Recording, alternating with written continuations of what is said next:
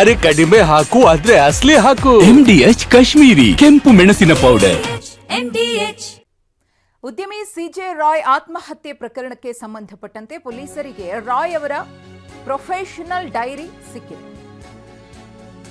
ವ್ಯವಹಾರಕ್ಕೆ ಸಂಬಂಧಪಟ್ಟಂತೆ ಆ ಡೈರಿಯಲ್ಲಿ ಒಂದಷ್ಟು ವಿಚಾರಗಳನ್ನು ರಾಯ್ ಅವರು ಬರೆದಿದ್ದಾರೆ.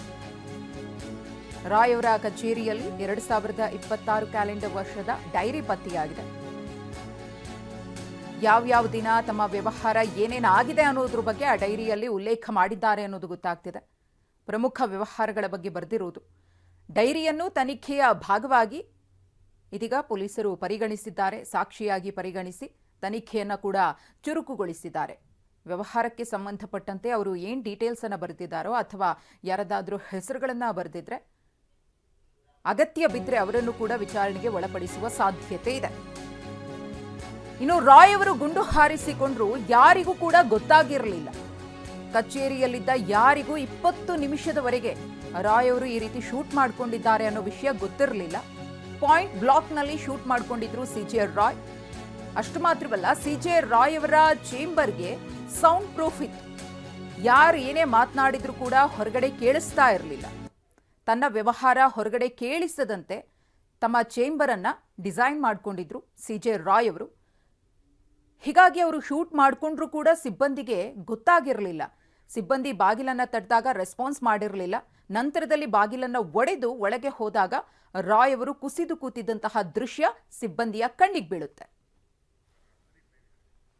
ಈ ಕುರಿತು ಮತ್ತಷ್ಟು ಮಾಹಿತಿಯನ್ನು ಕೊಡೋದಕ್ಕೆ ನಮ್ಮ ಪ್ರತಿನಿಧಿ ಪ್ರದೀಪ್ ಇದೀಗ ನೇರ ಸಂಪರ್ಕದಲ್ಲಿದ್ದಾರೆ. ಪ್ರದೀಪ್, ಒಂದು ಕಡೆ ರಾಯ್ ಅವರ ಆತ್ಮಹತ್ಯೆ ಪ್ರಕರಣಕ್ಕೆ ಸಂಬಂಧಪಟ್ಟಂತೆ ಪೊಲೀಸರಿಂದ ತನಿಖೆ ಚುರುಕುಗೊಂಡಿದೆ. ತನಿಖೆಯ ಭಾಗವಾಗಿ ಇದೀಗ ಪ್ರೊಫೆಷನಲ್ ಡೈರಿ ಸಿಕ್ಕಿದೆ ಪೊಲೀಸರಿಗೆ ಅನ್ನೋದು ಗೊತ್ತಾಗ್ತಾ ಇದೆ. ಅದರ ಜೊತೆಗೆ 20 ನಿಮಿಷದ ತನಕ ಅಲ್ಲಿನ ಸಿಬ್ಬಂದಿಗೆ ರಾಯ್ ಅವರು ಶೂಟ್ ಮಾಡ್ಕೊಂಡಿರೋದೇ ಗೊತ್ತಿರಲಿಲ್ಲ ಅನ್ನೋ ರಹಸ್ಯ ಕೂಡ ರಿವೀಲ್ ಆಗಿದೆ.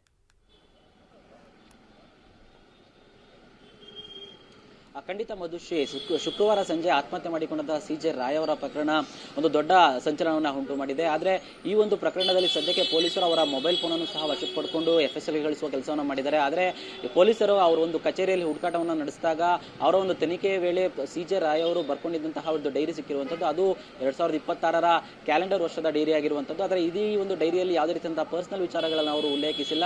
ಬದಲಾಗಿ ಅವರ ವ್ಯವಹಾರ ಸಂಬಂಧಪಟ್ಟಂತೆ ಯಾವ್ಯಾವ ವಿಚಾರಗಳಿದ್ವು ಅಂದರೆ ಪ್ರತಿದಿನವೂ ಸಹ ಅವರು ಯಾರಿಗೆ ಹಣವನ್ನು ಕೊಡ್ತಿದ್ದಾಗಿರ್ಬೋದು ಅಥವಾ ಅವರ ಪ್ರಮುಖವಾದ ಒಂದು ಬಿಸ್ನೆಸ್ಗೆ ಸಂಬಂಧಪಟ್ಟಂತಹ ಒಂದು ವಿವರಗಳನ್ನು ಅಲ್ಲಿ ಉಲ್ಲೇಖವನ್ನು ಮಾಡಿದ್ದಾರೆ ಅನ್ನೋದು ಸಿಗ್ತಾ ಇದೆ. ಅಂದರೆ ಜನವರಿ 1ರಿಂದ ಜನವರಿ 28 ತನಕ ಏನೇನಾಗಿದೆ, ಒಂದು 20 ರಿಂದ 25 ಪುಟಗಳಷ್ಟು ಅವರು ಈ ರೀತಿಯಾಗಿ ಬರ್ಕೊಂಡಿದ್ದಾರೆ. ಅದು ಪ್ರೊಫೆಷನಲ್ ಆಗಿರುವಂತಹ ಒಂದು ವಿಚಾರಗಳು ಅಂತ ಗೊತ್ತಾಗ್ತಾ ಇರುವಂತದ್ದು. ಸದ್ಯಕ್ಕೆ ಅದನ್ನು ಸಹ ಒಂದು ತನಿಖೆಯಲ್ಲಿ ಸಾಕ್ಷಿಯಾಗಿ ಒಂದು ಪರಿಗಣಿಸಿ ಪೊಲೀಸರು ತನಿಖೆಯನ್ನು ನಡೆಸ್ತಾ ಇದ್ದಾರೆ. ಜೊತೆಗೆ ಅಲ್ಲಿ ಯಾರು ಹೆಸರುಗಳನ್ನ ಉಲ್ಲೇಖ ಮಾಡಿದ್ರೆ ಅಥವಾ ಯಾರಿಗಾರು ಅಮೌಂಟ್ ಅನ್ನು ನೀಡೋದ್ರ ಬಗ್ಗೆ ಏನಾದ್ರು ಇದೆಯಾ, ಅವ್ರ ಜೊತೆ ಕೊನೆಯದಾಗಿ ಏನಾದ್ರು ಮಾತಾಡೋದ್ರ ಬಗ್ಗೆ ಏನಾದ್ರು ಬರ್ದಿದ್ದಾರಾ, ಅವ್ರು ಅದನ್ನ ಖುದ್ದು ಅವ್ರ ಹೆಸರು ಯಾರಿದೆ ಅವ್ರನ್ನ ಕರೆದು ವಿಚಾರಣೆಯನ್ನು ಕೂಡ ಮಾಡೋಕ್ಕೆ ಪೊಲೀಸರು ಸಿದ್ಧವಾಗಿರುವಂತದ್ದು ಒಂದು ಕಡೆ. ಆದರೆ ಮತ್ತೊಂದು ಕಡೆ ಶುಕ್ರವಾರ ಅವರು ಆತ್ಮಹತ್ಯೆ ಮಾಡಿಕೊಂಡಾಗ ಸುಮಾರು 20 ನಿಮಿಷಗಳ ಕಾಲ ಯಾರಿಗೂ ಗೊತ್ತಾಗಲಿಲ್ಲ.